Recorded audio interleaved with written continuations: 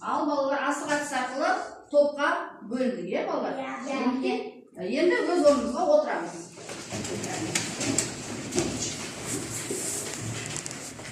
Енді мен сендерге өзін өн бойында өзін бағалау шкаласын беремін. Әр оқушыға өз аттарыңды жазып қоясыңдар. Содан кейін сұрақтарға жауап беріп отырып, кім сұраққа жауап береді, сол мына жерде домалақ тұр ғой, әр санның астында. Соған құс белгісін белгілеп қоясыңдар. Жарай ма? Бірінші аты жөндерді жазып қойыңдар. Аттарını ғана жазыңдар.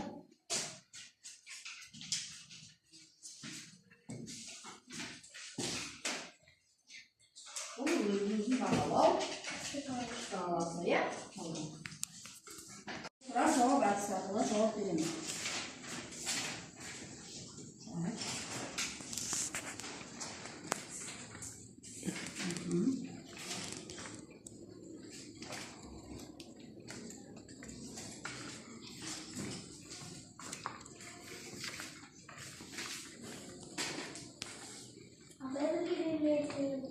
Екші оқушыдан беремін, ақыма?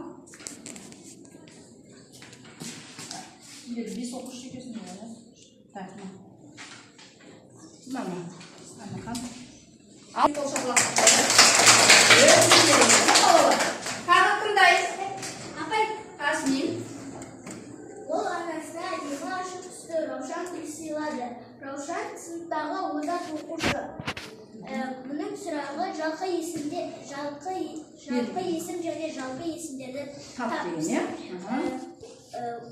Ол анасына әдемі ашық түсті Раушан гүл сыйлады.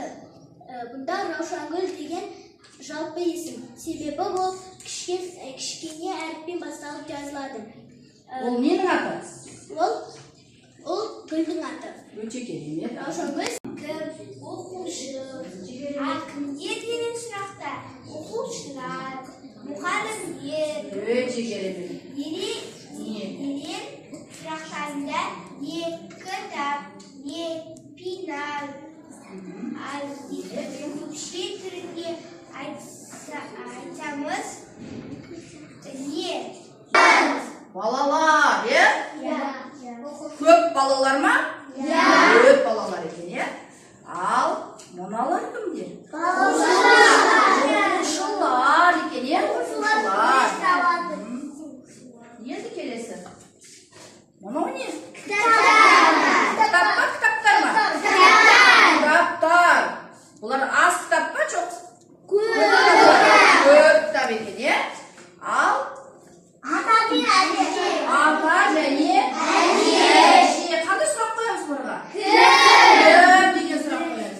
Ал мынаған қандай сұрақ қоямыз? Нелер деген сұрақ қоямыз. Өйткені бұл жерде кітаптар көп. Ал мынау не? Домбыра? Жалғыз домбыра? Домбыралар деп айтамыз. Домбыралар. Қандай сұрақ қоямыз домбыраларға? Өйткені бұл көп домбыра. Жалғыз домбыра емес. Ал мынау не енді балалар? Қобыз. Ол не деген Жарайсың, Мирас. Ал енді балалар, мынау не? Көптеген аспаптар ерте заманда пайда болған. Олар хайуанаттар мен құстардың сүйектерінен, мүйіздерінен, ағаш, сазбалшық, темірлерден жасалған. Қазақ халқында үрлемелі музыка аспаптары көп. Олар сыбызғы, сазсырнай, үскірік, керней, қамысырнай, мүйізсырнай. Балалар, мәтін не туралы айтылған?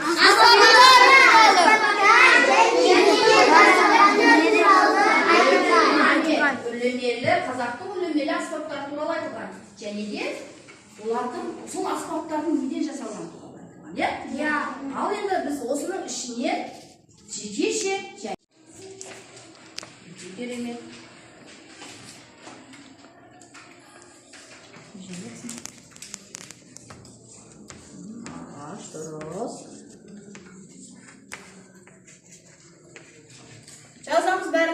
балалар.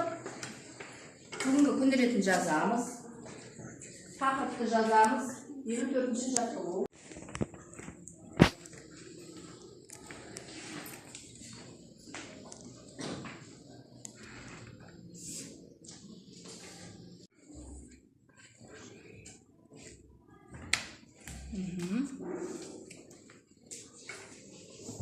Алина, жылдам қимылдаймыз.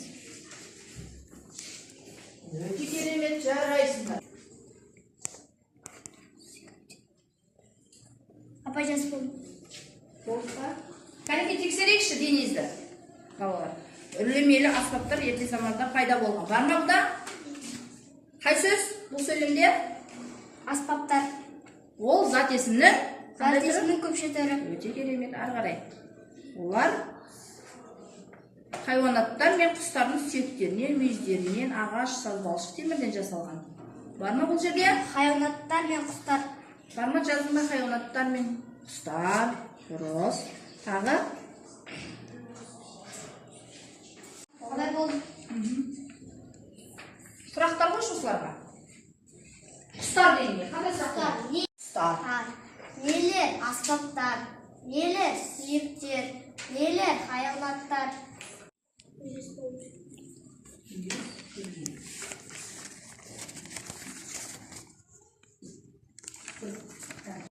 Одан кейін? Қобыз. Қобыздар. Жарайсың. Жетігендер.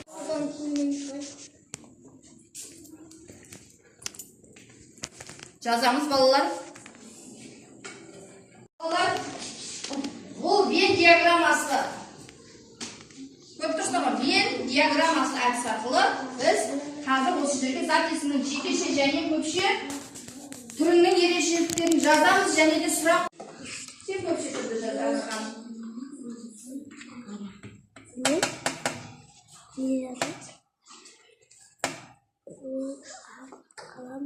Söyleydi. Sәлем, сау бол, ерік ел. Саусағымыз қалай сөйлейді? Жарайсың, жақсы. Қалайша түсіндер? Шекеше, лад, лер, дар, сер деген жалаулар арқылы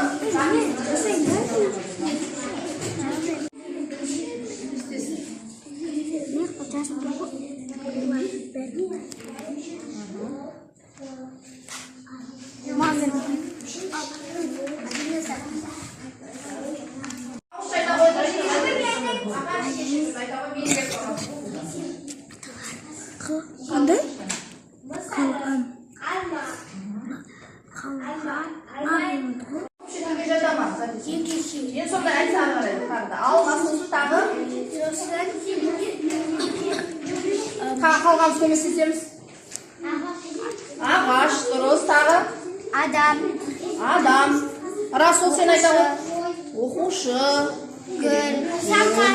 Saat, dürüst. Al endi ko'p şey turni aytaylikchi statistikani. Qo'ylar, dürüst. Керемет. Өте керемет. Көпше түрге айналдыр деген, е? Тоқта, арба. Бұл жекеше түр. Көпше түрін айта ғой, арбаның. Көпше түрі қалай айтылады? Арбалар де. Арбалар, ары қарай. Оқушы. Бұл зат есімнің жекеше түрі. Көпше түрге айналдырғанда оқушылар. Өте керемет, ары қарай.